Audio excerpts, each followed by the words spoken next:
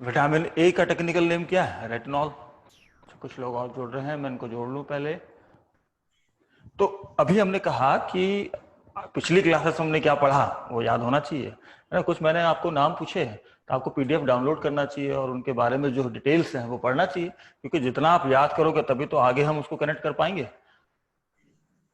Micro और macro nutrients, इनमें हमने उनको डिवाइड किया था और हमने बात की थी कि मैक्रो न्यूट्रिएंट्स वो बायोलॉजी जो हम पढ़ेंगे आगे, बायोमोलिक्यूल्स पर्टिकुलर चैप्टर, उनमें हम डिटेल्स सीखेंगे कार्बोहाइड्रेट, वैसे लिपिड्स और वैसे ही प्रोटीन्स के बारे में और उसके अलावा भी।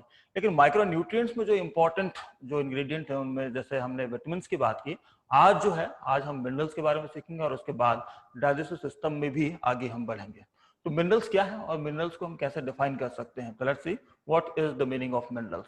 हमने प्रीवियस क्लास में ये बात कर रही थी, हमने कहा था कि जो मिनरल्स हैं वो exactly pure form of elements है। जो एलिमेंट्स होते हैं उनके प्योर फॉर्म्स जो कि रिक्वायर्ड होते हैं हमारी बॉडी में हेल्थ को मेंटेन करने के लिए, they are called the minerals. Okay, let's see उन मिनरल्स के बारे में हम देखें यहाँ पर क्या लिखा हुआ है। In the body the mineral exist in combination with one another with organic compounds or as ion in the solution and constitute about 4% of the total body mass, most of which are concentrated in the skeletal. The minerals calcium, phosphorus, potassium, sulfur, sodium, chloride and magnesium। ठीक है, ये समझ में आया? जो लिखा है मैंने उसकी मीनिंग आपको बताई।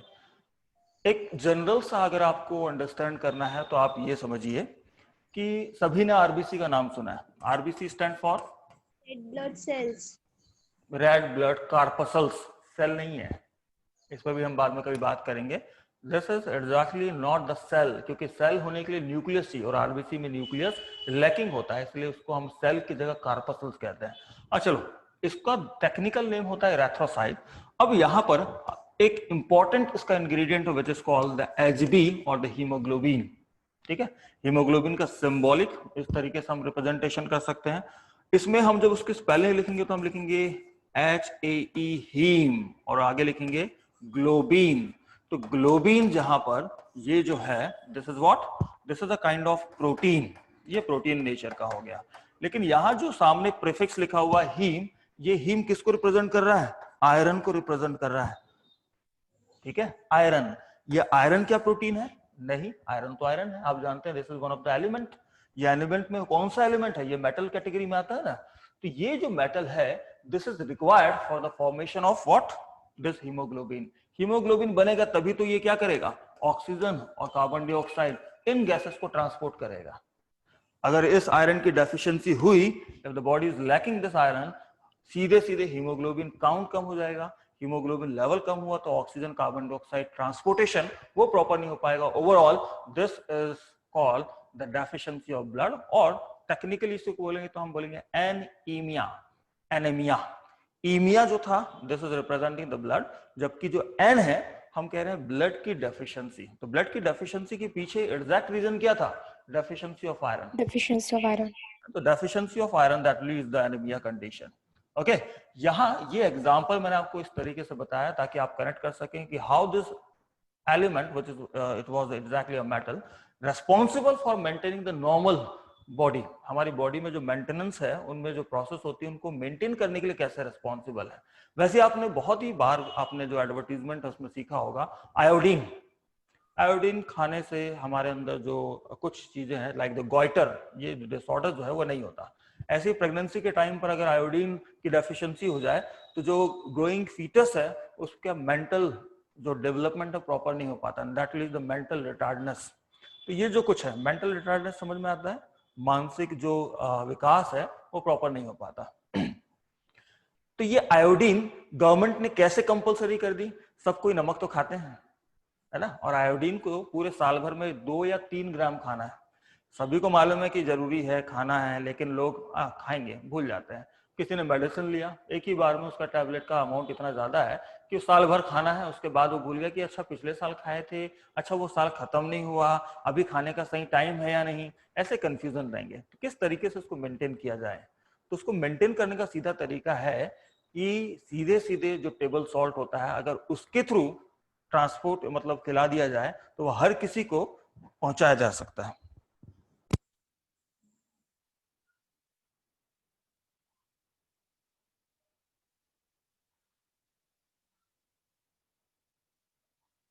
तो ये एक तरीका था कि गवर्नमेंट ने भी एक सीधा सा तरीका ढूंढ लिया कि सॉल्ट के थ्रू अगर आयोडीन पहुंचा दिया जाए तो किसी भी पूरे अपने देशवासी जो है उनको कभी भी आयोडीन की डेफिशिएंसी नहीं होगी। तो ये एक सिंपल सा तरीका है। क्लियर?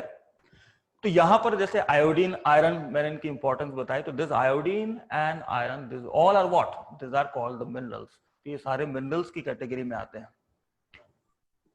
यहां जो पॉइंट लिखा हुआ था उसमें जो टोटल बॉडी मास है, उस बॉडी मास में जो 4% है, that 4% constitute that the minerals are known as the macro elements as they are required in quantities more than 100 milligram per day. The minerals iron, iodide, manganese, copper, cobalt, zinc, fluoride and selenium are required in trace amount. अब देखो यहां पे भी category wise देखें तो जो minerals हैं, कुछ मिनरल्स ज्यादा अमाउंट में चाहिए, लार्ज क्वांटिटी इज रिक्वायर्ड। कुछ मिनरल जो है जिसके नाम मैंने अभी पढ़े, this are required in trace amount. Trace amount का मतलब क्या था कि उनका अमाउंट बहुत कम चाहिए, तो ये ट्रेस अमाउंट में यहाँ रिक्वायर्ड होते हैं and this are called the micro element. तो जिनका ट्रेस अमाउंट चाहिए होता है उनको हम माइक्रो एलिमेंट्स कहते हैं, और जिनका अमाउंट हमें ज्यादा चाहिए होता है उसको हम मैक्रो एलिमेंट्स कहते हैं। देखो हमने स्टार्टिंग में कहा था माइक्रो एंड मैक्रो न्यूट्रिएंट्स, लेकिन अभी हम किसकी बात कर रहे हैं? माइक्रो के आगे लगा है एलिमेंट्स। एलिमेंट्स किसको रिप्रेजेंट कर रहे हैं? मिनरल्स। तो उनकी हमने कैटेगरी बनाई कि जो मिनरल कम चाहिए उसको बोलेंगे माइक्रो एलिमेंट्स या माइक्रो मिनरल्स कह सकते हैं, और जिनकी क्वांटिटी ज्यादा चाहिए उसको हम बोल सकते हैं मैक्रो एलिमेंट्स या फिर मैक्रो मिनरल्स। तो इस तरीके से आपको याद रखना है कि कौन से मैक्रो मिनरल्स हैं और कौन से माइक्रो मिनरल्स हैं। क्लियर? तो ये पॉइंट आपको ध्यान रखना है। आगे देखते हैं। इसमें जो याद रखने वाली बात है, की पॉइंट है, आप रीड करें, देखिए लिखा है the body generally uses the minerals in their ionic form. हमने जो उससे पहले पढ़ा था वहां पर हमने वर्ड यूज किया था। जैसे अगर मैं ये सिंबल लिख रहा हूं तो this symbol is representing chlorine. Chlorine होता है, जनरली होता है क्लोरीन। ये क्लोरीन कैसे हुआ? तो हमने एक कंपाउंड खाया, this is called the NaCl। Table salt जो हम खाते हैं वो क्या होता है? NaCl होता है। तो NaCl का जैसे ही हाइड्रोलिसिस होगा यानी हमारे अंदर जाने के बाद ब्रेकडाउन होगा तो this will give the Na+, positive, साथ ही साथ क्या होगा? Cl नेगेटिव होगा। तो यहां पर जब इस एलिमेंट में हमने इसका रिप्रेजेंटेशन इस फॉर्म में किया जहां पर ये पॉजिटिव साइन ये है और यहां पर ये नेगेटिव साइन है, तो जब ये चार्जेस के थ्रू होता है तो इन्हें हम क्या बोलते हैं? This are called their ions, ionic form. तो ये क्या है? आयंस है। क्लियर? यहां पर ये आयन नहीं है, this is representing one atom, जबकि यहां पर वो क्या हो गया? विद चार्जेस है, तो उसको हम क्या बोलेंगे? आयंस। ये आयनिक फॉर्म हो गया। पॉजिटिव को हम जनरली कैटायंस कहते हैं और नेगेटिव को हम क्या बोलते हैं? एनायन बोलते हैं। अब यहां इस पॉइंट को इससे रिलेट करना है कि अगर ये जो आयनिक फॉर्म है उसी फॉर्म में बॉडी में सूट होते हैं, मतलब जो आयनिक फॉर्म होंगे तो वो बॉडी के लिए अच्छे हैं, बेनिफिशियल है, लेकिन अगर उनका प्योर फॉर्म हो जाए तो वो पॉइजनस हो जाता है। देखो यहां लिखा हुआ है कि generally use the minerals in their ionic form rather than their non ionised form. Non ionised form मतलब जिनके ऊपर कोई चार्ज नहीं है। Some minerals such as chlorine, तो ये एग्जांपल है, और उस एग्जांपल में ध्यान रखिए Cl के ऊपर कोई चार्ज नहीं है, ये प्योर फॉर्म हो गया, यानी बिना कोई चार्ज, तो क्या बोलेंगे? Non ionised form. तो this is what? This is toxic, some time और इवन फैटल। अगर हमने इसको खा लिया, इंगेस्ट कर लिया, तो ये टॉक्सिक के साथ साथ समटाइम क्या हो सकता है? फैटल। फैटल का मतलब ये जानलेवा हो सकता है। तो इसीलिए की पॉइंट में एडिशनल पॉइंट मैंने आपको बताया, आपको ध्यान रखना है कि मिनरल्स इसका मतलब है pure form of elements, but they should be in their ionic form. Like जो क्लोरीन है इसको हम ऐसे पढ़ेंगे, लेकिन जब आयनिक फॉर्म पढ़ेंगे तो क्या बोलेंगे? क्लोराइड। तो this chloride is working as a mineral, but chlorine is poisonous. Clear? ये पॉइंट समझ में आया? Yes sir. जितने मिनरल्स रहेंगे, अब क्वेश्चंस घुमा फिरा के आ सकते हैं ना, ऑप्शंस रहेंगे, आपको ये भी ध्यान रखना है कि पहले ऑप्शन में भी Cl लिखा था, दूसरे ऑप्शन में Cl नेगेटिव है, तो which one is more correct? तो Cl को आप कंसीडर नहीं करेंगे, Cl नेगेटिव जो था उस आयनिक फॉर्म को ही हम मिनरल में कंसीडर कर सकते हैं। तो ये इतने माइन्यूट पॉइंट को भी आपको ऑब्जर्व करना है। मिनरल्स जो हम पढ़ेंगे उसकी भी मैंने लिस्ट बना के रखी है, जैसे हमने लास्ट टाइम विटामिन के बारे में पढ़ा था। सिमिलरली अभी आपके सामने एक टेबुलर फॉर्म में रिप्रेजेंटेशन है जिसमें हम मिनरल्स के बारे में स्टडी करेंगे। पीडीएफ में आप इसको बाद में देख सकते हैं, लेकिन अभी मैं उसको फटाफट रीड कर देता हूँ और कुछ उसके इंपॉर्टेंट जो डिसऑर्डर्स हैं उसके ऊपर डिस्कशन कर लेते हैं। जैसे यहाँ अभी देख पा रहे हैं कैल्शियम, तो पहला जो हमारा मिनरल है दैट इज कैल्शियम। सभी को दिखाई दे रहा है? मैं स्क्रीन से थोड़ा हट जाता हूं ताकि आप पूरा टेबल देख पाए। पहला कॉलम जो दिखाई दे रहा है that is representing the mineral, second column is representing the source, third column is representing the function and the last column is representing the deficiency disease and the disorder. सभी को दिखाई दिया? क्लियर दिखाई दे रहा है? ओके, तो first पढ़ें calcium. Calcium कहां से मिलेगा? मैंने आपको ये बताया ना कि सोर्स वाला कॉलम जो है या सोर्स जो है हमें क्यों स्टडी करना होता है, क्योंकि आपसे कोई भी पूछ सकता है। आप बता रहे हो कि कैल्शियम के इतने सारे फायदे हैं, कैल्शियम का इतना सारा इन्वॉल्वमेंट, इतनी सारी फिजियोलॉजीज में कैल्शियम इतना जरूरी होता है, लेकिन कैल्शियम मिलेगा कैसे? कितने आप में से ऐसे लोग हैं जो कोलगेट खा लेते हैं?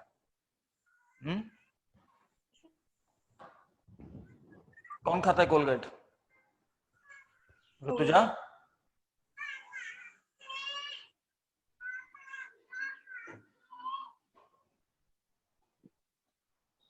दीक्षा, कोलगेट खाते हो? स्ट्रेंज, मैं मान नहीं सकता।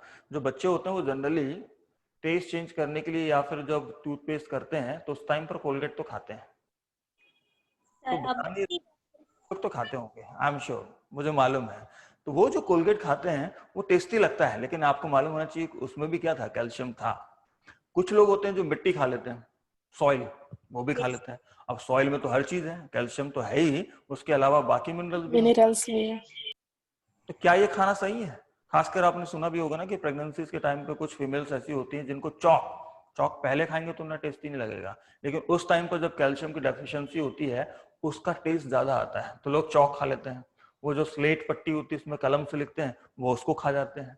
तो ऐसे जो मिनरल्स हैं जब उनकी बॉडी में डेफिशिएंसी होगी तो ऑटोमेटिकली उनके टेस्ट जो होंगे वो भी बहुत ज्यादा आते हैं। ठीक है, तो ये कारण होता है कि कई बार कुछ चीजें टेस्टी लगती है जबकि वही सेम चीज कुछ टाइम बाद टेस्टी नहीं लगती। इसका सीधा मतलब है कि बॉडी में उसकी रिक्वायरमेंट है या नहीं है। तो calcium this is one of the most important mineral जो हमारी बॉडी में बहुत सारी जो फंक्शंस होते हैं, फिजियोलॉजीज होती हैं, उनमें रोल प्ले करता है। तो लेट्स सी कि क्या क्या डिफरेंट फंक्शन है। आप देख पा रहे हैं कि 1 2 3 तीन आपको फंक्शन दिखाई दे रहे हैं, दिखाई दे रहा है? यहां पर मैं इस तरीके से दिखा सकता हूं, ये 1 2 3 एंड 4 चार आपको फंक्शन दिखाई दे रहे हैं। पहला फंक्शन पढ़े, लिखा है formation of bones and teeth. Bones और टिथ, इनमें यहां पर ध्यान रखेंगे कि बोन्स और टिथ में एग्जैक्टली जो कंपोनेंट होते हैं that is called the hydroxyapatite. ये नाम सुना है आपने पहले, hydroxyapatite. This apatite, hydroxyapatite is composed of calcium carbonate और साथ ही साथ यहां पर calcium phosphate whole twice and 2H2O। तो ये जो कंपोजिशन बना, this comprise and form a kind of a lattice, तो ये क्रिस्टल फॉर्मेशन होगा। इस क्रिस्टल से ही बोन्स टिथ फॉर्म होते हैं। आपको ध्यान रहना चाहिए कि टिथ का सबसे हार्डेस्ट पार्ट जो लेयर होता है which is called the enamel. तो बॉडी में सबसे स्ट्रॉन्गेस्ट क्या होगा, सबसे हार्ड क्या होगा? एनामल होगा, बोन से भी ज्यादा। बोन के कंपैरिजन में जो टिथ होते हैं वो ज्यादा स्ट्रॉन्गर होते हैं, उनकी हार्डनिंग लेवल वो ज्यादा होती है। फिर एनामल के बाद देखा जाए तो उसके बाद फिर बोन्स आएंगे, और बोन्स के बाद ऑब्वियसली क्या आने चाहिए? कार्टिलेज आने चाहिए। फिर जो बच गया मैंने टिश्यूज जो दूसरे हैं, टेंडन्स, लिगामेंट्स, उसके बाद फिर एपिडर्मिस। तो क्वेश्चन जनरेट भी इस तरीके से किया जा सकता है कि set the following in their hardening level, on the basis of their hardening level, कि कौन सा सबसे हार्डेस्ट है और कौन सा सबसे लेस हार्डेस्ट है, उस हिसाब से उनको अरेंज करेंगे। ध्यान रखें teeth is formed of two layers, enamel and dentine. Enamel is the hardest, then the dentine, then उसके बाद आ जाएंगे bones और उसके बाद आ जाएंगे कार्टिलेज। लेकिन इनके कॉम्पोजिशन में हाइड्रोक्सी एपेटाइट होता है, लेकिन इनकी पैकेजिंग अलग अलग हो सकती है। तो बोन्स और कार्टिलेज, इनमें ध्यान रखें कैल्शियम इज रिक्वायर्ड। दूसरा ध्यान ये रखना है कि हमारे अंदर जब कैल्शियम अबंडेंस होता है, कैल्शियम जब ज्यादा हो जाता है, तो उनको रिजर्वायर के फॉर्म में कहां पर स्टोर किया जाएगा? तो जब कैल्शियम ज्यादा है तो दैट इज स्टोर्ड यानी in the form of reservoir, कि बाद में कभी इमरजेंसी पड़ी, उसकी डेफिशिएंसी हुई, तो कहां से कैल्शियम मिलेगा?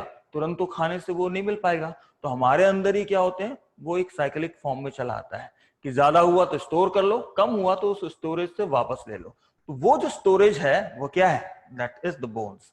बोन्स के अंदर ये एसेंशियल मिनरल्स, मोस्टली जितने मिनरल्स होते हैं उन सबको एब्जॉर्ब किया जाता है, और डोमिनेंटली देखा जाए तो कैल्शियम, फास्फोरस, इनको ज्यादा से ज्यादा बोन्स में स्टोर किया जाता है। सेकंड फंक्शन देखें तो लिखा है blood clotting, normal muscles and the nerve activity, इनमें भी इसका रोल है। पहले बात करते हैं कि ये ब्लड क्लॉटिंग क्या था। ब्लड बहुत जरूरी है क्योंकि ब्लड का ही मेन फंक्शन है कि वो मटेरियल्स को, चाहे न्यूट्रिएंट हो या गैसेस हो, उनको एक टिश्यू से दूसरी जगह पर पहुंचा रहा है। क्लियर, ये तो समझ में आता है। अब ब्लड जब ये काम कर रहा है तो ब्लड को हमने कहा कि सर्कुलेटरी सिस्टम वाइज, वो सर्कुलेटरी सिस्टम क्या होता है, क्लोज टाइप, है ना। इतना तो ये आपको समझ में आता है कि सर्कुलेशन जो है वो सर्कुलेशन किसके थ्रू मेंटेन हो रहा है, सर्कुलेटरी सिस्टम। और सर्कुलेटरी सिस्टम का टाइप क्या होगा हायर ऑर्गेनिज्म में, like humans, close type. Close type का मतलब क्या होता है, blood is always circulating inside the close vessels, यानी आर्टरीज, वेन्स, वेन्यूल्स, इन सभी वेसल्स के अंदर ब्लड सर्कुलेट होता है। उन सारे वेसल्स को मिला दिया जाए, कुछ तो वॉल्यूम होगा। हम ये कह सकते हैं कि एवरेज एक ह्यूमन जो होता है उसके अंदर 3 से लेकर 3.5 और 4 लीटर ब्लड होता है, यानी हमारे अंदर इतना ब्लड होता है। अब ये जो ब्लड था, किसी मैकेनिकल स्ट्रेस या कोई इंजुरी, एक्सीडेंट हो जाता है, उस कंडीशन में कुछ हो सकता है ना, कट लग जाए और ब्लड ओज आउट होना, यानी लीक होना, ब्लीड होना स्टार्ट होता है। जब ये ब्लीडिंग होगी तो अब वेसल्स के नंबर तो रिड्यूस नहीं होंगे, यानी वो वॉल्यूम फिक्स था, लेकिन ब्लड यानी लिक्विड वो बाहर जा रहा है, और इस कारण से क्या होगा, वो उस वॉल्यूम के लिए कंपैटिबल नहीं होगा। कुल मिला के प्रेशर जनरेट नहीं हो पाएगा। प्रेशर अगर जनरेट नहीं होगा तो सीधा असर किसके ऊपर आ जाएगा, हार्ट के ऊपर। इसीलिए जनरली जो रोड ट्रैफिक एक्सीडेंट्स होते हैं उनमें पहली प्रायोरिटी होती है कि जो ब्लीडिंग हो रही है उस ब्लीडिंग को रोका जाए, फिर बाद में स्टिचिंग या जो दूसरे तरीके हैं वो किए जाएंगे, लेकिन पहला प्रायोरिटी जो होगा वो ब्लीड को रोकना होता है। तो अब इतना इवोल्यूशन है कि छोटे मोटे जो वुंड्स हैं जिनमें ब्लीडिंग हो रही है, उस ब्लीडिंग को रोकने के लिए ब्लड में ही ऐसी कैपेसिटी होती है कि वो टेम्पररी क्लॉट बना ले, and that process is called clotting या कोगुलेशन, ब्लड कोगुलेशन, या नॉर्मल हम उसको बोल सकते हैं ब्लड क्लॉटिंग। इसमें 13 फैक्टर्स इन्वॉल्व होते हैं और ये 13 फैक्टर्स मिलके ब्लड क्लॉट करते हैं। उनमें से भी अगर देखा जाए तो one of the factor that is called the calcium. तो जो थोड़ा पढ़ चुके हैं उनको मालूम हो कि कैल्शियम की प्रेजेंस में प्रोथ्रोम्बिन, थ्रोम्बिन में कन्वर्जन, देन फाइब्रिनोजन, फाइब्रिन में कन्वर्जन, तो ये बाद में हम पढ़ेंगे। इस कन्वर्शन के लिए वो जो कैस्केड फॉर्म होता है कि 1 factor, 2nd factor, 3rd factor, इस तरीके से 13 फैक्टर्स इन्वॉल्व होते हैं और तब जाके ब्लड क्लॉटिंग हो पाती है। तो हुआ ना इंपॉर्टेंट, अगर कैल्शियम ही नहीं होगा तो क्या वो फैक्टर्स प्रॉपर्ली वर्क करेंगे, क्या ब्लड क्लॉटिंग होगी, नो। तो ब्लड क्लॉटिंग होने के लिए भी कैल्शियम बहुत इंपॉर्टेंट है। इसके अलावा देखें normal muscles and nerve activity, हमने सेल में पढ़ा है ना endoplasmic reticulum. Endoplasmic reticulum generally तो स्टोर नहीं करता, बट अगर मसल्स की बात करें तो वहां पर एंडोप्लाज्मिक रेटिकुलम को क्या बोलते हैं, sarcoplasmic reticulum, and that store large amount of calcium. क्यों, क्योंकि वहां जब हम पढ़ेंगे किस तरीके से मसल कॉन्ट्रैक्ट रिलैक्स होता है, तो वो जो कॉन्ट्रैक्ट होने के लिए ब्रिज फॉर्मेशन करता है, एक्टिन और मायोसिन की मैं बात कर रहा हूं, तो उस ब्रिज फॉर्मेशन के लिए जरूरी है अनमास्किंग प्रोसेस। अनमास्किंग तभी हो पाएगी, ब्रिज तभी फॉर्म हो पाएगा जब बाहर से कैल्शियम सार्कोप्लाज्म में इंपोर्ट किया जाए। अगेन क्या हो गया, उस मसल्स कॉन्ट्रैक्शन के लिए क्या जरूरी है, दैट कैल्शियम इज रिक्वायर्ड। तो कैल्शियम नहीं रहेगा, मसल्स की कॉन्ट्रैक्शन करने की एबिलिटी लॉस हो जाएगी। सिमिलरली नर्व एक्टिविटी, उनमें भी कैल्शियम रिक्वायर्ड होता है। एंडोसाइटोसिस एंड एक्सोसाइटोसिस, ये भी हम जानते हैं जनरल, मैंने आपको जो ब्रिज कोर्स है उसमें सिखाया था। सेल से कोई चीज बाहर जा रही है, एक्सोसाइटोसिस, बाहर से कोई सेल के अंदर आ रहा है, दैट इज कॉल्ड एंडोसाइटोसिस। ये जो ट्रांसपोर्टेशन होते हैं सराउंडिंग और सेल्स के बीच में, यहां पे भी कैल्शियम का इंपॉर्टेंट रोल होता है। Glycogen metabolism, release of neurotransmitter and the hormones, glycogen का मेटाबॉलिज्म में भी उसका रोल है। इसके अलावा जो न्यूरोट्रांसमीटर होते हैं, अभी याद है न्यूरोट्रांसमीटर क्या है, न्यूरॉन्स जब कम्युनिकेट करते हैं मसल के साथ, तो न्यूरॉन्स अलग है, मसल अलग है, तो कैसे एक दूसरे से बात करेंगे, कम्युनिकेट करेंगे। तो न्यूरॉन एग्जैक्टली जब मसल्स के साथ कनेक्ट होता है at the neuromotor junction, that release a chemical that is called the neurotransmitter. बहुत कॉमन जो है मसल्स के साथ जब ये कम्युनिकेशन होते हैं, वहां पर जो न्यूरोट्रांसमीटर सिक्रीट होता है दैट इज कॉल्ड एसिटाइल कोलाइन। याद रहेगा, मैंने कहा जो मोस्ट कॉमन जब मसल्स के साथ कम्युनिकेशन होता है वहां पर जो न्यूरोट्रांसमीटर होता है उसका नाम क्या है, एसिटाइल कोलाइन, ACH इसको शॉर्ट फॉर्म में लिखते हैं। तो उन सभी के फॉर्मेशन, सिंथेसिस उन सभी में कैल्शियम का एक इंपॉर्टेंट रोल है। सिमिलरली हार्मोन्स की हम बाद में बात करेंगे कि हार्मोन्स भी कैल्शियम से इन्फ्लुएंस रखते हैं। ब्लड में calcium level is maintain by the PTH and the calcitonin. आगे हम देखते हैं दूसरा जो है दैट इज द फास्फोरस। तो जैसे कैल्शियम का रोल था वैसे ही काफी हद तक जो फास्फोरस है उसका रोल है। फास्फोरस कहां से मिलेगा? Dairy products, meat, fish, poultry, nuts. Source ध्यान रखना है आपको, कैल्शियम के सोर्स, सिमिलरली फास्फोरस के सोर्स। अब फास्फोरस के लिए अगर इसके फंक्शन पढ़ा जाए तो जैसे टिथ, बोन, उसका फॉर्मेशन था, सिमिलरली यहां देखें तो formation of bones and teeth उसमें जरूरी है। एक बहुत ही इंपॉर्टेंट जो एटीपी हमने सीखा, हमने कहा ना biocurrency is what? The adenosine triphosphate which is called the ATP. अब ये बायोकरेंसी में हमने ये जो पी लिखा है दिस रिप्रेजेंटेड व्हाट? Phosphorus. तो ये फास्फोरस आया ना इंपॉर्टेंट। एटीपी बनने के लिए वो फास्फोरस तो चाहिए। फॉस्फोफोराइलेशन जब होगा तो उसमें फास्फोरस चाहिए। तो दैट फास्फोरस अगर वो ज्यादा है तो रिजर्वॉयर क्या होता है? बोन्स। वहां पर ये कंजर्व फॉर्म में रहता है और जब नीड पड़ेगी तब उसको यूटिलाइज किया जाएगा। तो ये एक इंपॉर्टेंट उसका फंक्शन है। देखें यहाँ पर phosphate H2PO4 negative, HPO4 2 negative and the PO4 3 negative, ये सब उसके फॉस्फेट के आयनिक फॉर्म है। Constitute a major buffer system of the blood. Blood का जो पीएच रहता है exactly the pH of blood is what? 7.4। तो ये फ्लक्चुएट ना हो उस बफरिटी को मेंटेन करने के लिए ये जो फॉस्फेट हैं दे रिस्पॉन्सिबल होते हैं। इसके अलावा थर्ड फंक्शन देखें, involve in the muscles contraction and the nerve activity, similarly like the calcium. Calcium का जो रोल था वहां पर सेम वैसे ही है। Components of the many enzymes, इसके अलावा involve in the energy transfer, ATP जो मैंने अभी बात की। Components of the DNA and RNA, DNA RNA किसके बने हुए हैं? न्यूक्लियोटाइड्स। न्यूक्लियोटाइड में क्या था? Phosphate, sugar and then nitrogenous base. तो जो फॉस्फेट ग्रुप है वो क्या है? फॉस्फोरस से तो बना है ना, इसलिए आपको ध्यान रखना है। तो this is also very important. ये कैल्शियम के साथ टैली नहीं कर रहा, ये डिफरेंट है डीएनए वाला। एटीपी वो भी डिफरेंट था, यानी फॉस्फोफोराइलेशन में कैल्शियम का रोल नहीं था, लेकिन यहाँ पर फॉस्फोरस उसका इंग्रेडिएंट है। तो ये आपको थोड़े डिफरेंस वाले पॉइंट ध्यान रखने हैं। अगर यहां पर बात की जाए डिसऑर्डर्स, डेफिशिएंसी डिसीज की, कैल्शियम की डेफिशिएंसी में रिकेट्स ये लिखा हुआ है। जब हमने विटामिन्स पढ़ा था, विटामिन्स में आपने ध्यान करिए कि मैंने कहा था कि vitamin D which is technically called the calciferol, अगर विटामिन डी की डेफिशिएंसी हो जाए बच्चों में, चिल्ड्रंस में, तो क्या होगा? अब बच्चे ग्रोथ करते जाते हैं, उनका वेट गेन होता है, लेकिन जो नीचे वाले लिम्स हैं, लोअर लिम्स, उनकी बोन डेंसिटी कम है, तो उस वेट को टॉलरेट नहीं कर पाएंगे और जो बोन है वो क्या हो जाएगा? डिफॉर्म हो जाएगा। जो उसका शेप है वो शेप बिगड़ जाएगा। क्यों? क्योंकि उस बोन की स्ट्रेंथ नहीं है। क्यों नहीं है? क्योंकि उसकी स्ट्रेंथ इसलिए नहीं है क्योंकि वहां पर वो जो कैल्शियम है वो कम पड़ गया। कैल्शियम कम पड़ने के कारण उसके जो स्ट्रेंथ है, पैकिंग वो नहीं हो पाई और ये कारण हुआ। तो ध्यान क्या रखना है, चिल्ड्रंस में रिकेट्स और बड़ों में क्या होगा? ऑस्टोमलेशिया। तो विटामिन डी की डेफिशिएंसी से बच्चों में रिकेट्स, बड़ों में ऑस्टोमलेशिया। सेम वही पॉइंट यहां बोलना है कि कैल्शियम जो कि मिनरल है, वो विटामिन था, यहां पर मिनरल है, तो इस मिनरल की भी कमी से बच्चों में क्या होगा? रिकेट्स, और बड़ों में क्या होगा? एडल्ट्स में ऑस्टोमलेशिया। तो कॉमन है ना, तो डिसऑर्डर तो आपका कॉमन हो गया विटामिन डी एंड कैल्शियम। यहाँ फॉस्फोरस के लिए लिखिए ये कन्वर्शंस। तो कन्वर्शंस जो है ये हमारे अंदर होते हैं अगर फॉस्फोरस डेफिशिएंस हो जाए तो। नेक्स्ट देखें, तो अब थोड़ा सा मैं इसको फटाफट पढ़ लेता हूं, मैं इसको ज्यादा डिटेल में अभी नहीं बता सकते। तो पोटेशियम, पोटेशियम का देखें तो कहां से मिलता है? Present in the most food, meat, fish, poultry, fruits, nuts, यहां से मिलेगा। और इसके फंक्शन की बात की जाए तो needed for the generation and conduction of action potential in neurons and the muscle fibre, ये दिखाई दे रहा था। अगर इस पोटेशियम की डेफिशिएंसी हो जाए तो क्या होगा? डिहाइड्रेशन। पोटेशियम मतलब मैं बात कर रहा हूं K+, बहुत इंपॉर्टेंट है। जब हम न्यूरॉन्स की एक्टिविटी पढ़ेंगे या फिर हमारे अंदर ऑस्मो रेगुलेशन पढ़ेंगे तो आप देखेंगे कि K+ कितना इंपॉर्टेंट है। क्योंकि कोई सॉल्यूशन जो होगा वो सॉल्यूशन किससे मिलकर बना होता है? Solute upon solvent. सॉल्वेंट हमारे अंदर तो यूनिवर्सल है, हमारी अर्थ में जो है वही है, and that is the water. water, तो वाटर है तो इसमें क्या मिलाया जाए एज ए सॉल्यूट? ये सारे तो होंगे इलेक्ट्रोलाइट्स लाइक द पोटेशियम, बाकी भी होंगे कार्बोहाइड्रेट जो इलेक्ट्रोलाइट्स नहीं वो भी होंगे।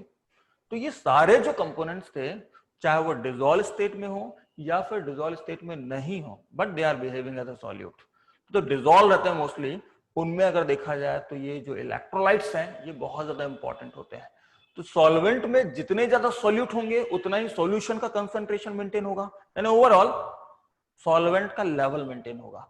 अगर सॉल्यूट ही नहीं रहेगा तो क्या सॉल्वेंट हो सकता है? नहीं होगा। इस कारण से अगर ये इलेक्ट्रोलाइट लॉस होते हैं like the potassium, this will cause deficiency of water, और इसी को हम क्या बोलते हैं? डिहाइड्रेशन। तो इस तरीके से आप रिलेट कर सकते हैं। तो not only due to deficiency of potassium, other electrolytes if they get deficient they will cause the dehydration. Next देखें सल्फर। तो सल्फर देखिए सोर्स क्या लिखा हुआ है, liver, lamb, fish, poultry, eggs, cheese and beans, यहां से हमको मिल सकता है। फंक्शन वाइज देखें तो present in hormones and vitamins and regulate various body activities. दूसरा फंक्शन लिखा है needed for the ATP production by the electron transport chain, ETS. जब हम इसको फोटोसिंथेसिस पढ़ेंगे तो वहां पर इसको हम यूज करेंगे, और this mechanism is very useful, electron transport chain, ये बाद में हम पढ़ेंगे। इसमें भी किसका रोल है? सल्फर का। इसके अलावा जो हार्मोन्स होते हैं या विटामिन, उनके प्रॉपर मेंटेन या फिर उनके रेगुलेशन में भी इस सल्फर का रोल होता है। इवन हमारे डाइजेशन, उसमें भी सल्फर का बहुत ज्यादा इंपॉर्टेंट है। अगर इसकी डेफिशिएंसी हो जाए तो क्रैम्प्स, मरोड़, ये सब हमारे अंदर देखी जा सकती है। अब इसके आगे बढ़ते हैं, और सल्फर के आगे जो नेक्स्ट है दैट इज सोडियम। सोडियम अगर डेफिशिएंट हो गया तो क्या होगा? तो सोडियम की डेफिशिएंसी देखें, यहां लिखा है मस्कुलर क्रैम्प। जो क्लोराइड था हमने Cl नेगेटिव लिखा था, लेकिन Cl नेगेटिव अपने आप थोड़ी ना आया, वो कहां से आया था? वो NaCl के ब्रेकडाउन से तो आया था। तो this NaCl breakdown to give Na plus and Cl negative, chloride. तो अगर ये क्लोराइड डेफिशिएंट हुआ तो मसल्स प्रॉपर वर्क नहीं कर पाएंगे, उनमें मरोड़ होंगी, उसको क्या बोलेंगे? क्रैम्प, मोच जल्दी आ जाएगी, स्ट्रेन जैसा कुछ हो जाएगा। तो muscular cramp, dehydration and diarrhoea. I think diarrhoea की मीनिंग सभी जानते हैं। तो ये इनसे हो सकता है, इनकी डेफिशिएंसी से हो सकता है। आगे देखें, ये सोडियम कहां से मिलता है? टेबल सॉल्ट उसका नॉर्मल सोर्स हो गया। क्या फंक्शन है? तो strongly affect the distribution of water through the osmosis. Osmosis मतलब वाटर का क्या लेवल होगा, सॉल्यूशन के क्या कंसंट्रेशन रहेंगे, इसे। Parts of biocarbonates buffer system, blood में अगेन फिर वो जो बफरिटी होगी उसमें एक पार्ट होगा। Helps in nerve functions and the muscle action potential conduction. Nerve में जो एक्शन पोटेंशियल जनरेट होता है कि कैसे नर्व इंपल्स आगे फ्लो होगा, उन सभी के लिए हम देखें तो potassium, sodium and this chloride. तो यहाँ पर सोडियम है, तो हम इतने सभी इलेक्ट्रोलाइट्स का इंपॉर्टेंस समझते हैं। यहाँ सोडियम को अगर देखा जाए तो ये मसल एक्शन में बहुत ज्यादा इंपॉर्टेंट है। सिमिलरली देखें ना, उसके बाद सोडियम के बाद कॉपर। तो कॉपर में देखें egg, whole wheat, flour, beans, beet, liver, fish, spinach, ये इसके सोर्स हो गए। फंक्शन वाइज देखें तो required with the iron for the synthesis of haemoglobin. दूसरा फंक्शन देखें तो component of coenzyme in the electron transport chain and enzyme necessary for the melanin formation. Do you know what is melanin?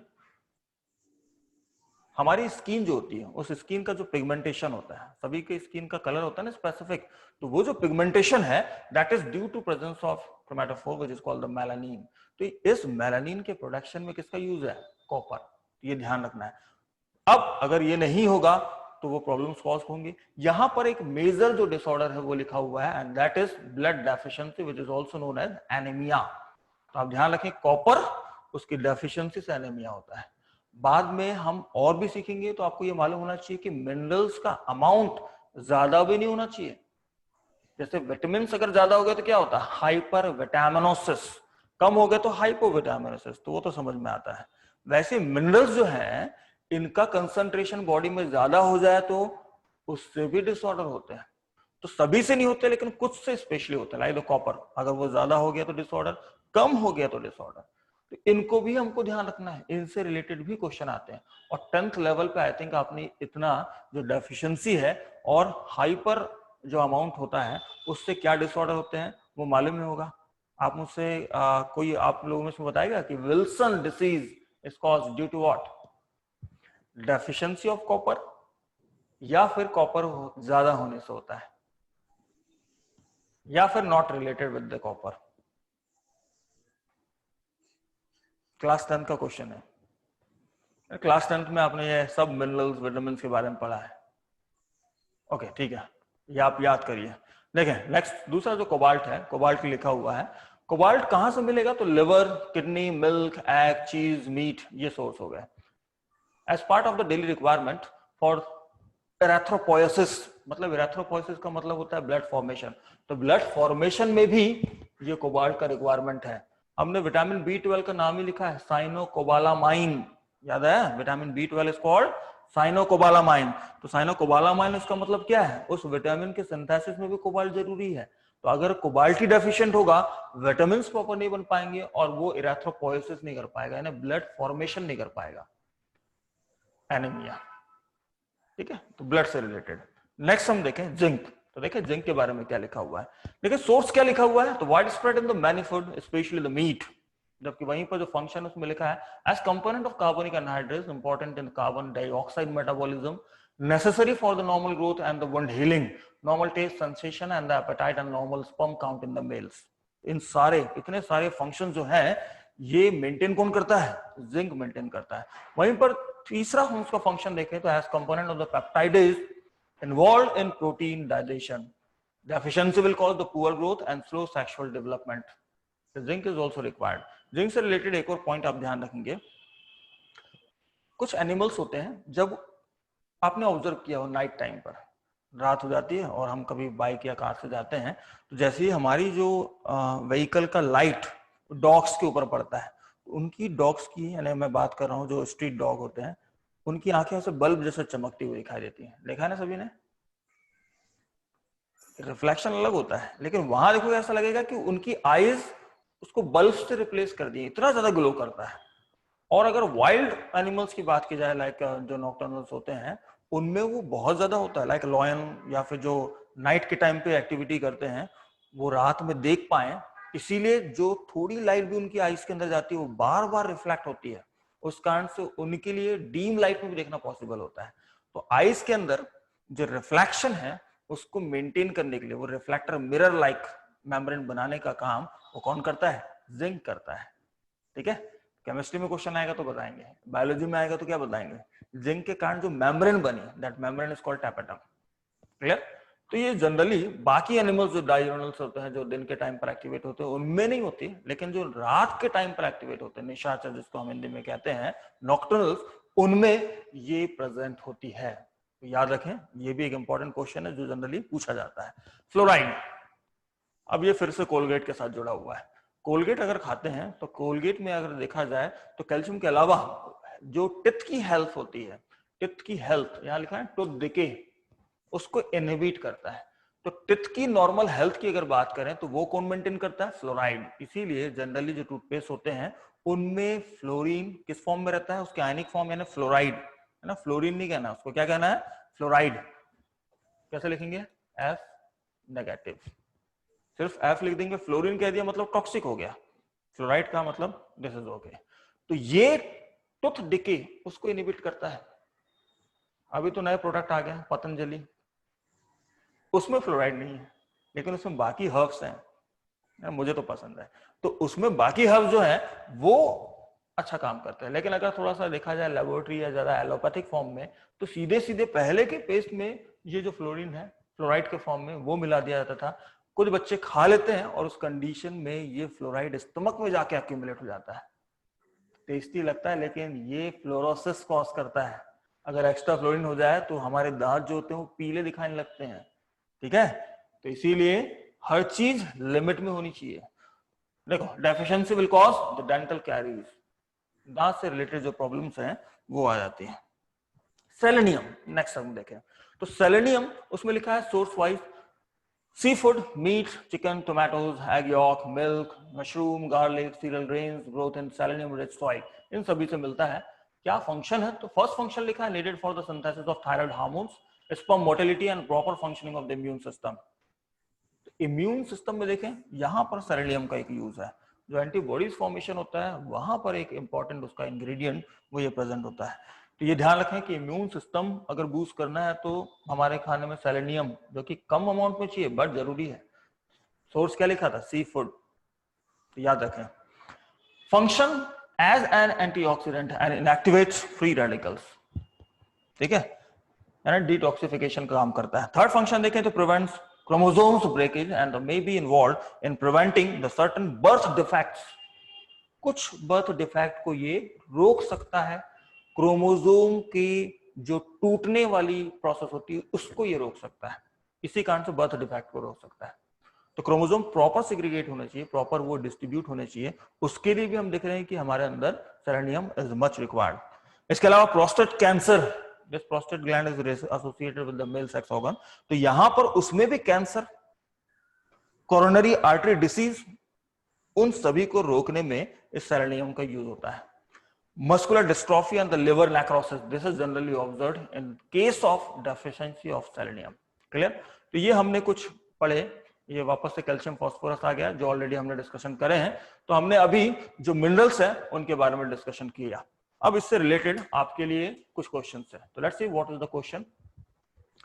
एक word problem आपके लिए है। Question is, in which form are the minerals generally consumed? Easy question पूछा है मैंने, फटाफट answer दें।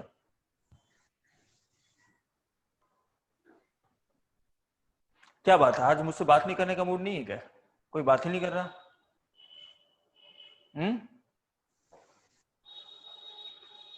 किस फॉर्म में मिनरल्स जनरली कंज्यूम होते हैं? Ionic form. Very good, right answer is what? Ionic form. उसका एग्जाम्पल देखिए भी आप एक्सप्लेन कर सकते हैं ना। एग्जाम्पल में क्या बोलना है? Like Chlorine. Cl यानी क्लोरीन। ये Yes, क्या हो sir. गया? इसका एलिमेंट फॉर्म हो गया, एटॉमिक फॉर्म हो गया। लेकिन इस फॉर्म में अगर हम कंज्यूम करेंगे तो ये जनरली क्या होता है? Toxic in nature, sometime it can be fatal to the life. इसीलिए Cl negative which is showing the chloride. तो क्लोराइड मतलब क्या हो गया? Ionic form. तो generally minerals are utilized or consumed in ionic form. The reason is what? Because the pure form or non-ionized form can be poisonous, toxic, even fatal sometime. Yes, sir. ये answer उसका था। Answer क्या है उसको proper किस तरीके से लिखेंगे, क्या था ये विथ एग्जांपल। देखो जो मैंने आपको बोला वो लिखा हुआ है, तो यू कैन रीड। लिखा हुआ है, minerals are generally consumed in the ionic form because some non-ionized form such as that of the chlorine can be toxic or even fatal. तो क्लोरीन की जगह क्या होना चाहिए था? क्लोराइड होना चाहिए था, अदरवाइज ये तो दिक्कत होगी, प्रॉब्लम हो गया। घर में सॉल्व करने के लिए आपके प्रैक्टिस प्रॉब्लम है। क्वेश्चन देखें, घर में सॉल्व बाद में करना, पहले मुझे अभी तुरंत आंसर चाहिए इसका। क्या है question? Name one vitamin and one mineral whose deficiencies cause rickets. Calcium. Mineral. Very good. ये कैल्शियम क्या था? विटामिन? No, sir. Mineral. अच्छा मिनरल था, तो फिर क्या होगा vitamin? Question is asking for the two thing, one vitamin and one mineral, दोनों का काम एक ही है। और मैंने यही थोड़ा सा एम्फेसाइज करके बताया था आपको जब मैंने मिनरल स्टार्ट किया था, याद आया? विटामिन नहीं था मेरे। इजी क्वेश्चन है ना। अभी तो बताया था ना बच्चों के लिए रिकेट्स वाला, बोन वेट पड़ा, डिफॉर्मिटीज आती है, this is due to what? Deficiency of calcium as well as due to deficiency of vitamin D. Right answer is what? Ricket यानी डिफॉर्मिटी ऑफ बोन्स। बच्चों में होता है, बड़ों के लिए रहता है तो ऑस्टोमलेशिया कहते हैं। तो ये विटामिन वाइज क्या लिखेंगे? Vitamin D. विटामिन डी है ना। अब यहाँ विटामिन वाइज कैल्शियम मत लिख देना, और यहाँ मिनरल में लिख देना विटामिन डी, है ना। तो मिनरल क्या है? कैल्शियम। कैल्शियम 2+, सिर्फ कैल्शियम नहीं लिखना, 2+ भी लिखना, आयनिक फॉर्म, इतना इंपॉर्टेंट है। चलो एक काम तो हो गया, आपको होमवर्क बच गया। मैंने कहा था कि होमवर्क करेंगे, लेकिन इसका आंसर यहीं पर पता चल गया, तो there is no need to homework this. चलो आगे चलते हैं। तो इस प्रैक्टिस प्रॉब्लम के बाद डाइजेस्टिव सिस्टम पे आते हैं, मतलब वो जनरल न्यूट्रिशन न्यूट्रिएंट खत्म हुआ। अब हम लोग जो फिजियोलॉजी वाइज हम एनाटॉमी पे आते हैं और हम बात करते हैं कि हमारे अंदर डाइजेशन जो फिजियोलॉजी है उसको मेंटेन करने के लिए सिस्टम क्या होता है। ऑर्गन सिस्टम का नाम क्या है? Digestive system. पहले इसका इंट्रो देख लेते हैं, क्या लिखा हुआ इंट्रोडक्शन। लिखा है, most of the food we eat consist of the molecule that are too large to be used by the body cell as such. चपाती खा लेते हैं, क्या चपाती पूरा का पूरा सेल के अंदर चले जाएगा? एक बार में कोई चपाती खाता है? नहीं ना। तो न्यूट्रिशन के टाइप्स में हमने पढ़ा था, होलो तो एक न्यूट्रिशन, तो हम उसको तोड़ तोड़ कर टुकड़े टुकड़े में खाते हैं। तो वो जैसा भी खा रहे हैं वो कॉम्प्लेक्स हो सकता है, कार्बोहाइड्रेट में polysaccharide is complex form, that complex form can not be use as such by the cell, cell उसको वैसे ही यूज नहीं कर सकता, clear? Therefore, food must be broken down into molecules that are small enough to enter body cell. तो पहला काम तो क्या हो गया, जो फिजिकल शेप है उस फिजिकल शेप, कोई सॉलिड हो सकता है, ब्रेड सॉफ्ट होती है, चपाती थोड़ी हार्ड होती है, पिज्जा पिज्जा अच्छा रहता है, चीज डाल दो उसमें तो थोड़ा सॉफ्ट हो जाता है, लड्डू, कुछ लड्डू होते हैं ना जो अपने जनवरी में होते हैं ना, संक्रांत के टाइम बनते हैं तिल के लड्डू, वो तो कई बार इतने टफ बन जाते हैं कि उनको चबाने की जगह उनको पहले हथौड़े से तोड़ना पड़ता है, और कुछ लड्डू जो रहते हैं वो बड़े सॉफ्ट रहते हैं। तो ये अलग अलग कंडीशंस है, तो हमको पहले उनके फिजिकल शेप को क्या करना पड़ेगा, उनको कन्वर्ट करना पड़ेगा ताकि वो अंदर जा तो सके, क्योंकि हमारा गला जो है वो तो छोटा है, तो हमारी जो बक्कल कैविटी है उसमें जो बड़े बड़े हमारे वेपन्स लगे ना, वो वेपन्स क्या है, टिथ, वेपन्स क्यों बोल रहा हूँ, कुछ नहीं रहेगा ना फाइट के टाइम पर आप काटोगे, तो अगर देखा जाए तो वही हमारे वेपन्स है, तो वेपन्स की हेल्प से मैं बात कर रहा हूँ मैस्टिकेटरी ऑर्गन जो कि क्या है, टिथ है, तो उन टिथ की हेल्प से उन फिजिकल जो डिफरेंट शेप है जो कि कंफर्टेबल नहीं है निगलने के लिए, निगलने को हम बोलते हैं स्वालोविंग या टेक्निकली कहते हैं डिग्लूटेशन, तो उस डिग्लूटेशन या स्वालोविंग नहीं हो पा रही थी, इसलिए हमने पहले उसको क्या किया, फिजिकली ब्रेक डाउन किया। फायदा क्या है कि जब चबाएंगे तो टाइम वेस्ट होगा, इसीलिए हमारे अंदर भी ऐसा है कि टंग है, टंग की हेल्प से हमने उसको मैस्टिकेशन तो प्रॉपर किया, लेकिन उसके ऊपर जो टेस्ट बर्ड्स लगे हुए हैं ये डिफरेंट टेस्ट देंगे, तो हम जो फूड खाने का मजा है, टेस्ट, वो ले पाएंगे। मुझे मीठा पसंद है, कुछ लोग को तीखा पसंद आता है, कुछ लोग को खट्टा पसंद आता है, कुछ लोग को मूड के हिसाब से अलग अलग टेस्ट पसंद आते हैं, तो ये अलग अलग हो सकता है। तो ये जब हम चबा रहे थे उस समय टेस्ट भी आ गया, लेकिन यहाँ डाइजेशन की बात करें तो आपको ध्यान देना है, चबाना, मैस्टिकेशन करना एग्जैक्टली क्यों है, this is for breaking down that physically large thing into smaller so that we can easily comfortably deglutiate or swallow that thing, हम अपने फूड को आसानी से क्या कर सके, स्वालो कर सके, निगल सके। तो यहां पर ये पॉइंट लिखा हुआ था। इस प्रोसेस को क्या कहते हैं, इस निगलने को, इसको क्या कहते हैं, this is called the ingestion, है ना। तो यहां से ये जो प्रोसेस है वो चालू होती है, वो प्रोसेस क्या है, ब्रेकडाउन की, digestion. In animals digestion usually takes place in digestive system. Animals की बात की जाए तो हम ब्रेकडाउन बाहर नहीं करते हैं, लाइक द फंजाई, फंजाई ऐसा करते हैं, extracellular digestion, enzyme secreted outside on the food and then when the breakdown is completed, तब वो सीधे सीधे उस स्मॉलर थिंग को इनटेक कर लेते हैं, वैसे को हम एक्स्ट्रा सेलुलर डाइजेशन कहते हैं, and that will study in the animal kingdom, और उस बाकी चीजों में हम पढ़ेंगे कि कौन से एनिमल है जो ये काम कर सकते हैं। Fungi is not animal. यहां पर अगर हायर एनिमल्स की बात की जाए, लाइक अस ह्यूमंस की बात की जाए, हमको फूड को खाना पड़ेगा और उसके बाद वो ब्रेकडाउन की प्रोसेस हो पाएगी। तो we have a digestive system and this is assign that work. Enzymes are secreted in the various parts of the system, digesting the food that can be absorbed by the body. ठीक है, breakdown किया, breakdown करके smaller बनाया, smaller होने के बाद क्या होगा, इंटेस्टाइन में पहुंचेगा, इंटेस्टाइन के आजू बाजू ब्लड है, ब्लड उस न्यूट्रिएंट को एब्जॉर्ब करेगा और पहले ले आएगा लीवर के पास, क्योंकि लीवर चेक करेगा कि ब्लड में सारा कुछ मिला दो, जैसे मीठा बहुत खा लिए, ठीक है, किसी घर गए, त्योहार था या कुछ था, पार्टी चल रही थी, अब वहां तो पैसे देके खाना नहीं है, आने दो, गुलाब जामुन खाना चालू कर दिया, बहुत ज्यादा मीठा खा लिया, बहुत ज्यादा ग्लूकोज आ जाएगा, वो सीधा सीधा इंटेस्टाइन से एब्जॉर्ब होकर अगर ब्लड में चले गया तो क्या हो जाएगा, उतना हाई ग्लूकोज ब्लड में। क्या ये ठीक प्रॉब्लम है, मतलब ठीक है, ये नहीं है ना, हमारे अंदर सिस्टम है कि ग्लूकोज ब्लड में सफिशिएंट लेवल पे होना चाहिए, इसीलिए जो भी हम खाते हैं इंटेस्टाइन से एब्जॉर्ब होने के बाद पहले चेकिंग करने कहां जाता है, लिवर में जाता है, देन लिवर विल डिसाइड कितना अमाउंट छोड़ना है और कितना अमाउंट स्टोर करना है, ठीक है। तो यहां पर वही पॉइंट लिखा हुआ है, एब्जॉर्ब होगा,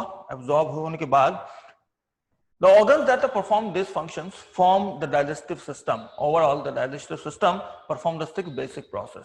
एब्जॉर्ब होने के बाद ब्लड के थ्रू वो हर एक सेल के पास ले जाएंगे और सेल फिर उस न्यूट्रिएंट को एब्जॉर्ब कर लेंगे, मतलब सेल में आ जाएगा, दैट इज कॉल्ड एसिमिलेशन। तो कुल मिला के ये जो पूरा हमने जो बात की उसमें 6 बेसिक प्रोसेस होते हैं खाना खाने से लेकर उस सेल तक पहुंचने के लिए। तो अभी हम उन 6 बेसिक प्रोसेस के बारे में पढ़ेंगे, उनको डिफाइन करेंगे। पॉइंट समझ में आया सभी को? क्लियर? 6 प्रोसेस है, खाना, इंगेशन, उसके बाद उसको मैस्टिकेट करेंगे, फिर डिग्लूटेट करेंगे, फिर वो स्टमक में जाएगा। अभी हमने जब चबाया उसको हम क्या बोलेंगे? मैकेनिकल ब्रेकडाउन, फिर उसके बाद केमिकली ब्रेकडाउन होगा, फिर उसके बाद डाइजेशन हुआ तो फिर उसके बाद क्या होगा? एब्जॉर्प्शन होगा, फिर एसिमिलेशन होगा। तो लेट्स सी क्या क्या वो डिफरेंट स्टेप है। देखें यहां पर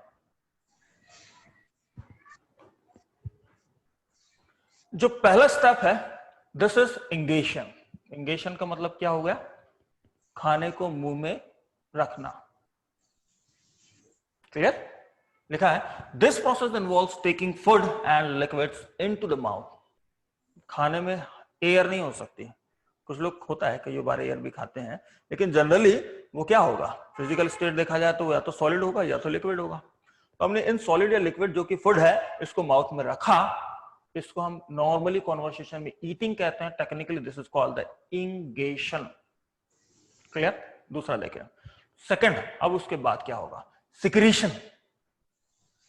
माउथ में लिया, अब क्या होगा? सिक्रीशन होगा। तो देखें, each day cells within the walls of the alimentary canal and accessory digestive organs secrete a total about 7 liters of water, acid, buffers and enzymes into the lumen.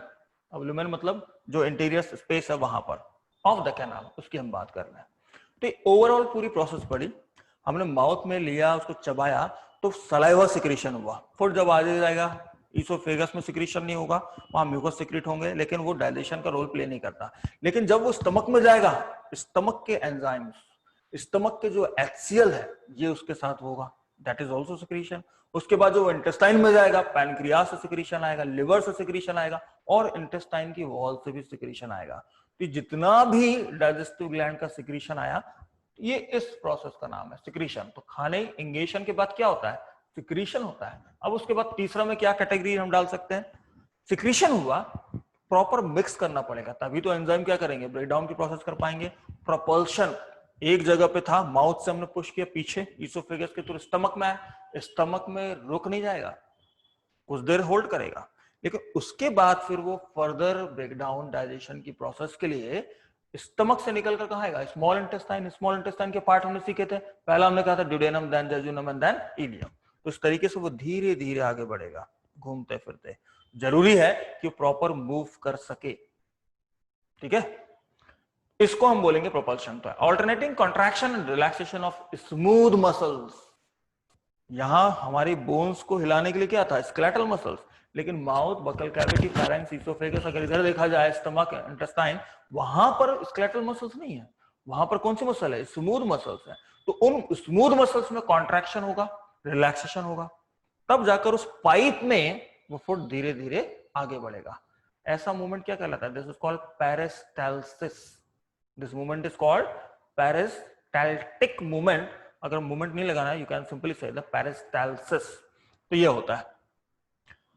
Muscles in the walls of the alimentary canal mix food and secretion and propel them toward the anus. तो finally digestion हुआ, जो बच गया उसमें से water को निकाला large intestine में, और सभी को वेस्ट कहेंगे, वो कलेक्ट होगा रेक्टम में एंड देन वो एनस की तरफ पुश कर दिया जाएगा, और एक टाइम बाद, इंटरवल बाद, डिफिकेशन के थ्रू डिफिकेट कर दिया जाएगा, यानी जो वेस्ट था उसको रिमूव कर दिया। अब यहां पर एक्सक्रीशन हम एग्जैक्टली नहीं कह सकते, क्योंकि excretion involves exactly removal of nitrogenous waste. जो हमने प्रोटीन ब्रेकडाउन किया था ना, प्रोटीन का ब्रेकडाउन होने के बाद अमाइनो एसिड बने थे, उन अमाइनो एसिड में कुछ एसेंशियल है और कुछ नॉन एसेंशियल है। क्योंकि जो हमको प्रोटीन बनाना है हमने एसेंशियल अमाइनो एसिड को यूज कर लिया, लेकिन जो नॉन एसेंशियल थे वो स्टोर नहीं किए जा सकते क्योंकि वो पॉइजनस है, तो तुरंत उनको निकालना पड़ता है। अलग अलग मैकेनिज्म है जिसको हम एक्सक्रीटरी सिस्टम में पढ़ेंगे। उन अमाइनो एसिड का कन्वर्जन हो सकता है कि अमोनिया में हो, या फिर यूरिया में हो, या फिर यूरिक एसिड में हो। उस हिसाब से देखा जाए तो ह्यूमंस में वो नाइट्रोजनस वेस्ट का कौन सा टाइप होता है जानते हैं? Urea as well as uric acid. तो यूरिया मेन फॉर्म में हम एक्सक्रीट करते हैं, और यूरिया वाटर में डिसॉल्व करके करते हैं, इसका मतलब है यूरिन के फॉर्म में एक्सक्रीशन होता है। तो एक्सक्रीशन नाइट्रोजनस वेस्ट के लिए यूज किया जाएगा। यहां पर जो वेस्ट है वो अनडाइजेस्टेड मटेरियल है, तो उसका रिमूवल क्या कहलाएगा? That is called defecation, and that waste is called faecal matter और simply can say the faeces. Clear? ये तीसरा स्टेप था। तीसरे स्टेप के बाद हम डाइजेशन पे आते हैं। यानी अब ये क्या है? डाइजेशन मतलब तोड़ना, break down. Mechanical and biochemical process break down the ingested food into small molecule. अब ये दो तरीके से हो सकता है, मैकेनिकल और दूसरा बायोकेमिकल। लेट्स सी क्या है ये मैकेनिकल डाइजेशन। देखें, the teeth cut and grind food. हमारे जो दांत हैं काटते हैं और पीसते हैं। काटना कैनाइन इंसीजर, पीसने के लिए क्या है? प्रीमोलार्स है ना, आराम से ऐसा जो करते हैं, this is exactly the grinding. तो हमने कट किया एंड देन ग्राइंड किया, हमने पूरी तरह से पेस्ट बना दिया। मजे भी लिए, टेस्ट भी आया और साथ साथ में इजी टू डाइजेस्ट बनाया, क्योंकि प्रॉपर चबा के नहीं खाएंगे, सलाइवा भी प्रॉपर मिक्स नहीं होगा, और अगर शुरुआत से ही प्रोसेस हमने बिगाड़ दी तो डाइजेशन पे भी उसका असर आएगा। तो डाइजेशन प्रॉपर रखने के लिए आपको आराम से चबाकर खाना चाहिए। उसके बाद हमने ग्राइंड करने के बाद उसको स्वॉलो कर लिया, and then smooth muscles of the stomach and small intestine churn the food. Intestine या स्टमक, पेट भर के खाना मतलब स्टमक जो होता है ना, लगभग 3 से 5 लीटर फूड वो स्टोर कर सकता है, तो वो धीरे धीरे भरने लगता है। उस स्टमक भर जाता है तो कुछ लोग रुकते नहीं है,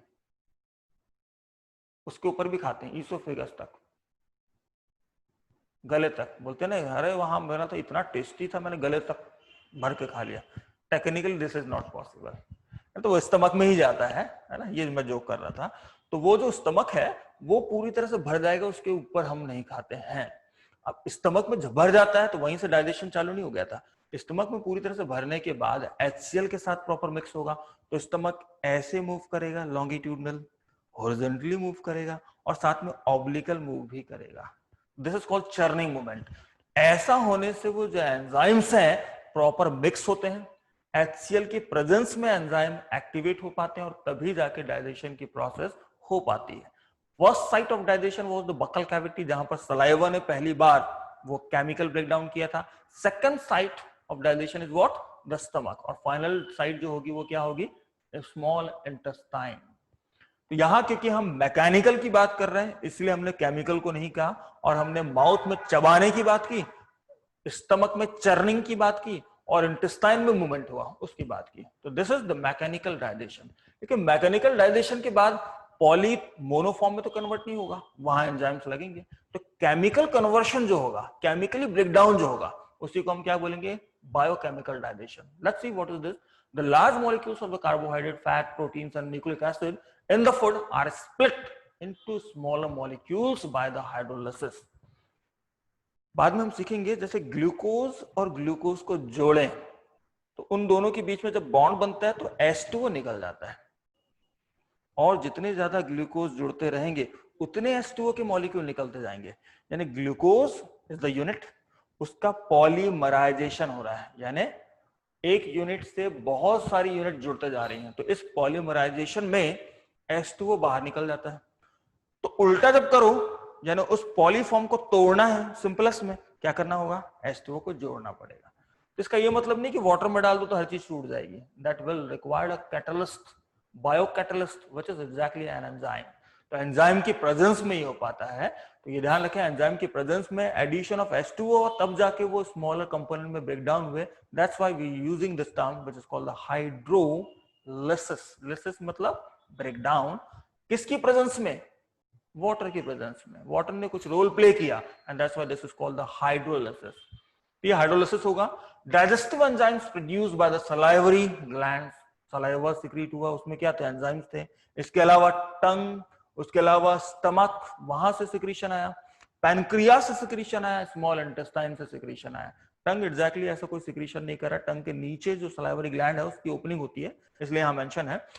A few substances in food can be absorbed without biochemical digestion. This include the vitamins, ions and water. Carbohydrate, protein, lipids और कुछ like the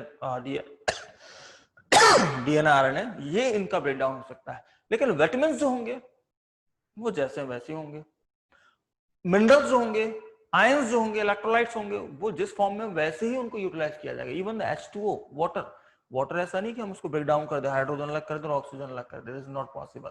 तो हमने दो टाइप के डाइजेशन देखे, one it was the mechanical digestion, second जो था वो बायोकेमिकल डाइजेशन था। अब हमने कितने पॉइंट पढ़ लिए थे? 4। पांचवा जो स्टेप है दैट इज एब्जॉर्प्शन। अब एब्जॉर्प्शन क्या हुआ? जब ब्रेक डाउन हो गया, स्मॉलर कंपोनेंट मिल गए, इनको फाइनली एब्जॉर्ब करना है। The entrance of ingested and secreted fluid, ions and the products of digestion into the epithelial cells lining of the lumen of the alimentary canal is called the absorption. The absorbed substances passes into the blood or lymph and circulate throughout the body and get assimilated. Get assimilated का मतलब क्या था? Register tissue. Absorption कहां से कहां हुआ? Intestine में उन माइक्रोमोलिक्यूल्स को निकाला गया, कहां पर लाया गया? ब्लड में, ब्लड लिवर में गया, उसके बाद पूरी सर्कुलेटरी सिस्टम के थ्रू हर एक टिश्यू सेल के पास वो blood which is rich in nutrient पहुंचाया गया। सेल को जो जरूरत थी उसने वहां से ले लिया, तो फाइनली सेल्स के पास, टिश्यूज के पास वो सारे न्यूट्रिएंट पहुंचा दिए गए। तो जब सेल्स लेवल, टिश्यू लेवल पे जब पहुंचता है उसे हम क्या बोलते हैं? एसिमिलेशन। एब्जॉर्प्शन के बाद क्या होगा? फाइनल एसिमिलेशन होगा। देन हम आगे की स्टेप पढ़ते हैं। ये एसिमिलेशन हो गया, सेल ने यूटिलाइज कर लिया, उसके बाद वेस्ट बनाए। एलिमिनेशन ऑफ और द डिफिकेशन और इगेशन लिया हमने तो क्या बोला था? इंगेशन। अब निकालेंगे तो क्या बोलेंगे? इगेशन। तो जब बॉडी में यूटिलाइज नहीं हो रहे, जिनका कोई यूज नहीं है, जो हमने खाना खाया था उसमें हमने सैलेड भी खाया था, उसमें कुछ चीज डाइजेस्ट हुई, कुछ चीज नहीं हुई, रफेज उनका यूज है, डाइजेशन को मेंटेन करता है, लेकिन क्योंकि वो टूटा नहीं, उसको बॉडी में स्टोर करने का कोई पर्पस नहीं बनता। तो ऐसी कोई भी चीज जो कि ब्रेक डाउन नहीं हुई, बॉडी उसको होल्ड नहीं करेगा और वो हमारे लिए वेस्ट है ना। मैं नाइट्रोजनस वेस्ट की बात नहीं कर रहा, उसके लिए अलग मैकेनिज्म है, there is another system which is called the excretory system. लेकिन यहां पर हम नॉर्मली डाइजेशन, एब्जॉर्प्शन के बाद जो छूट गया, दैट रिमेनिंग, उनको हम कह रहे हैं वेस्ट, या उसी को हम बोलते हैं फीकल मैटर। तो इन सब का बॉडी से रिमूवल, ये क्या कहलाएगा? एलिमिनेशन, या फिर कहेंगे डिफिकेशन, या फिर इगेशन। इंगेशन का ऑपोजिट लेट्स सी क्या लिखा है? Waste is indigestible substances, bacteria, cells throughout the form from the lining of alimentary canal and digested material that were not absorbed in their journey. पूरी journey में absorption नहीं हुआ। Throughout the digestive tract, leave the body through the anus in a process called the defecation. तो body से निकाल दिया गया by this anus. तो इस प्रोसेस को हम क्या कहेंगे? This is called the defecation. The eliminated material is termed feces, या फिर इसको हम क्या कह सकते हैं? स्टूल। क्लियर? क्या सीखा हमने? पूरी डाइजेशन की प्रोसेस जो थी डाइजेस्टिव ऑर्गन सिस्टम में, उसमें हमने देखा कि ये पूरा जो प्रोसेस होता है वो 6 स्टेप्स में किया जा सकता है। उन 6 स्टेप्स के बारे में हमने अभी देखा। क्लियर? सभी को समझ में आया? आगे हम देखते हैं, लेट्स सी। टाइम। अच्छा, ओके, ठीक है। तो अभी टाइम ओवर हो चुका है, तो अभी आपसे हम टाटा बाय बाय करते हैं। ठीक है, नेक्स्ट क्लास में कंटिन्यू करेंगे। Okay, thank you all. Thank you sir. कुछ डाउट है तो पूछ सकते हैं मुझसे भी। No, take care, bye bye.